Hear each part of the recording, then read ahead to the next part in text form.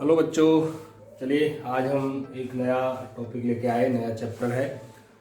ये प्रकाश की का जो है सेकंड चैप्टर है और ये है आपका प्रकाश का अपवर्तन तथा पूर्ण परावर्तन। पिछले आप चैप्टर में हमने आपको पढ़ाया था प्रकाश का परावर्तन तथा दर्पण, और ये है आपका सेकंड चैप्टर, दूसरा चैप्टर है आपका। और वो पहला चैप्टर था और ये आपका सेकंड चैप्टर है। सेकंड लाइट का प्रकाश का सेकंड चैप्टर है, यानी प्रकाश का अपवर्तन तथा पूर्ण आंतरिक परावर्तन। ठीक है, अब हम क्या करेंगे, सबसे पहले टॉपिक उठता है कि प्रकाश का परावर्तन, प्रकाश का अपवर्तन। अपवर्तन, ठीक है, बहुत सिंपल है। प्रकाश का अपवर्तन, इसमें क्या होता है कि जब प्रकाश एक माध्यम से दूसरे माध्यम में जाता है, जब प्रकाश एक माध्यम से दूसरे माध्यम में जाता है तो वो अपने मार्ग से विचलित हो जाता है, डिस्टर्ब हो जाता है। जबकि हमने पढ़ा है, छोटी क्लासों में पढ़ाया जाता है कि प्रकाश सीधी रेखा में चल रहा है। तो लेकिन होता क्या है, जैसे ये मान लो प्रकाश वायु से कांच में गया, या वायु से पानी में गया, या कांच से पानी में गया, पानी से कांच में गया, यानी माध्यम बदल गया। तो जब प्रकाश एक माध्यम से दूसरे माध्यम में जाता है तो वो अपने मार्ग से विचलित हो जाता है। इस घटना को हम प्रकाश का अपवर्तन कहते हैं। जैसे मैं आपको बताएं, जैसे मान लीजिए ये एक कांच का टुकड़ा है, ठीक है, ये हमारा है कांच। अब इस पर इसको हम कहते हैं अविलंब। किसी पृष्ठ पर, हमने पहले भी बताया था आपको, किसी पृष्ठ पर लंब को अविलंब कहते हैं।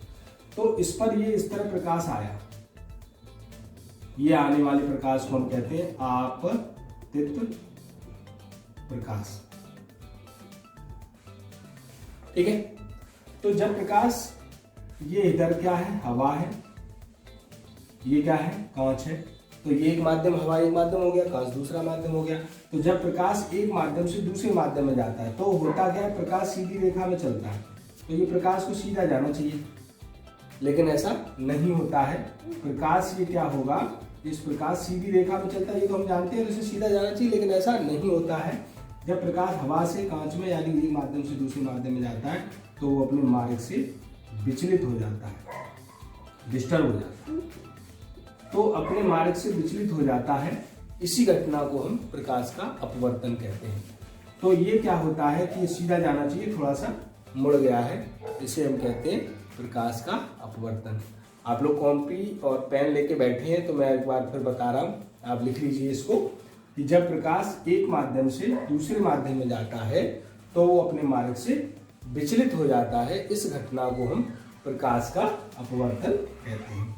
तो हम लोग जानते हैं कि आपतित प्रकाश अवलंब के साथ जो कोण बनाता है वो हमारा आई होता है, इसको हम आपतन कोण कहते हैं।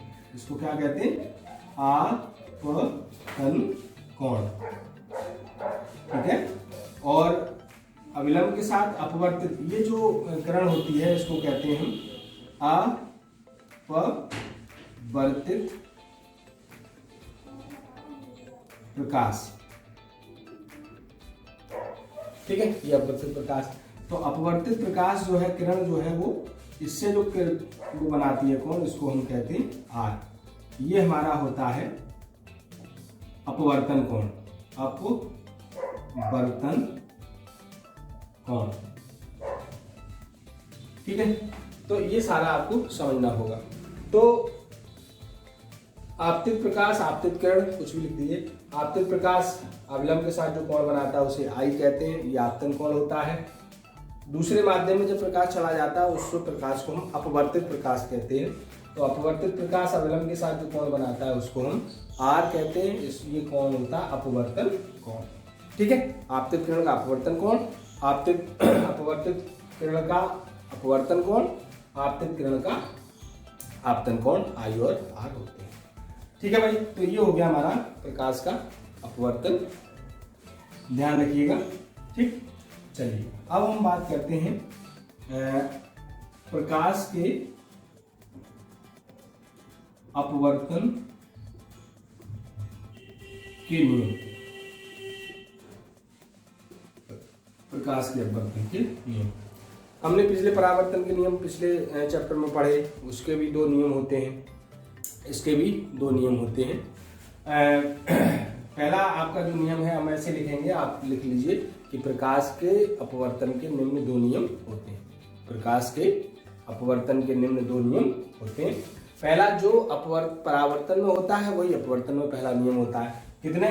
नंबर 1 ये वाला, आपतित प्रकाश, अवलंब और अपतित प्रकाश, ये तीनों एक ही तल में होते हैं। क्या कि पहला है आपतित प्रकाश किरण, कुछ भी लिख दीजिए, और अविलंब तथा अपवर्तित प्रकाश, तीनों एक ही तल में होते हैं।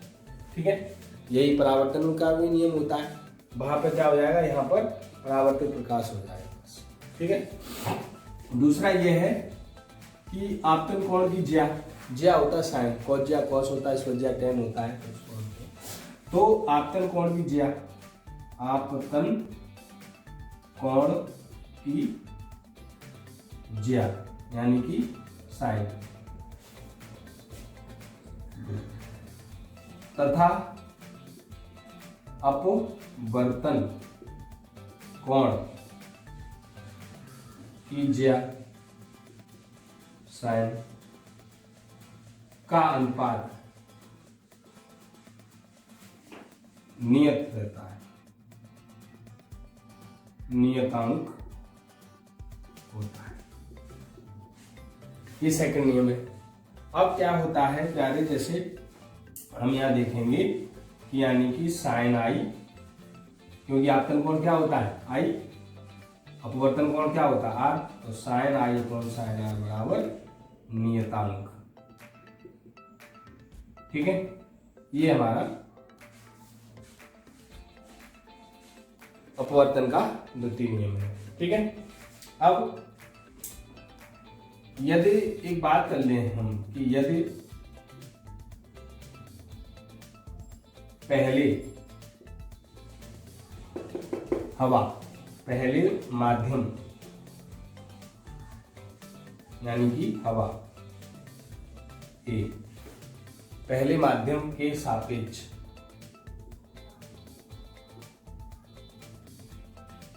दूसरे माध्यम का अपवर्तनांक, दूसरे माध्यम क्या है कांच, कांच को गिलास कहते हैं जी। तो पहले माध्यम के सापेक्ष दूसरे माध्यम का अपवर्तनांक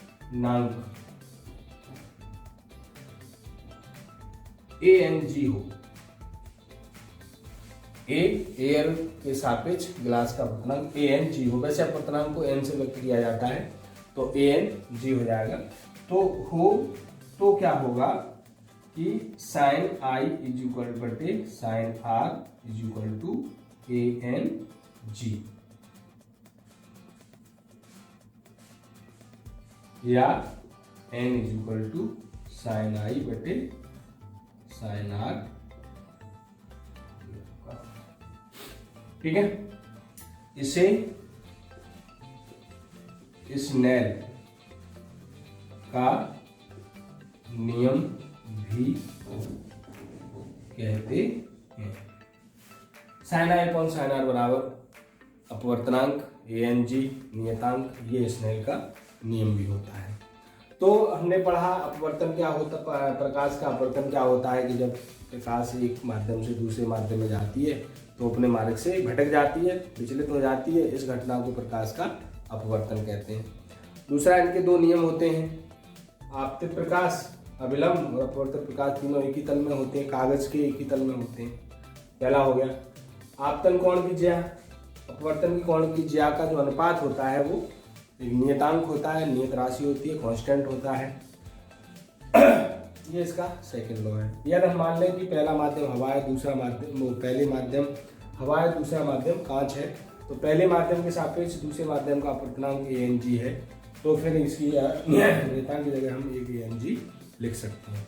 ठीक है, इसे हम स्नेल का नियम भी कहते हैं। अब प्यारे एक बात आती है, मैं आपको यही बता देता हूं कि नोट लिख लीजिए, मैं आपको एक चीज बताऊं। जो सरल माध्यम होता है उसको हम विरल कहते हैं, और जो कठिन माध्यम होता है उसे हम सघन कहते हैं। तो ये जो माध्यम है हमारा हवा, ये माध्यम हो जाएगा विरल, और ये कांच जो माध्यम है ये हमारा हो जाएगा सघन। तो इसमें क्या होता है कि जब प्रकाश विरल माध्यम से सघन माध्यम में जाता है,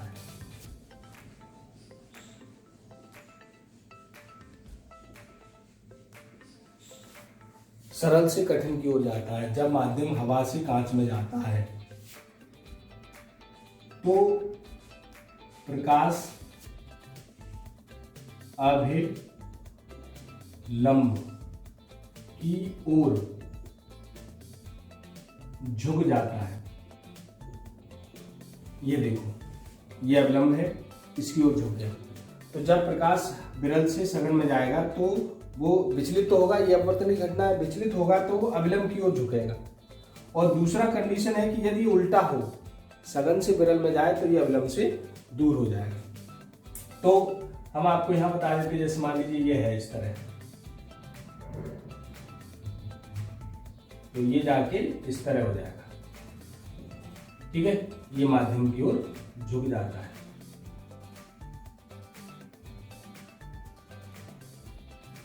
ठीक, अब दूसरा क्या है कि जब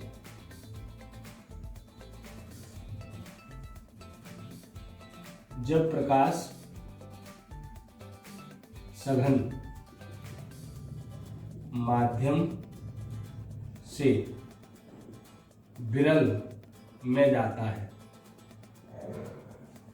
तो वह अभिलंब से दूर हट जाता है। ठीक है, अब मैं आपको बताता हूं कैसे। जैसे मान लीजिए ये है हमारा एक कांच का टुकड़ा, ये हमारा कांच है, इधर हवा है, तो ये ऐसे आके और ये दूर हट जाएगी।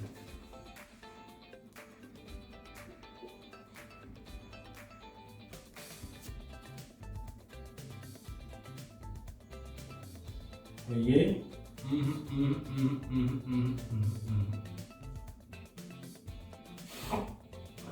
चलिए इसको दोबारा बनाते हैं। जैसे ये मान लो कांच है और ये ऐसे करके, तो यहां से जैसे मान लीजिए किरण आती है तो ये क्या होता है, ये दूर हट जाएगा ऐसे।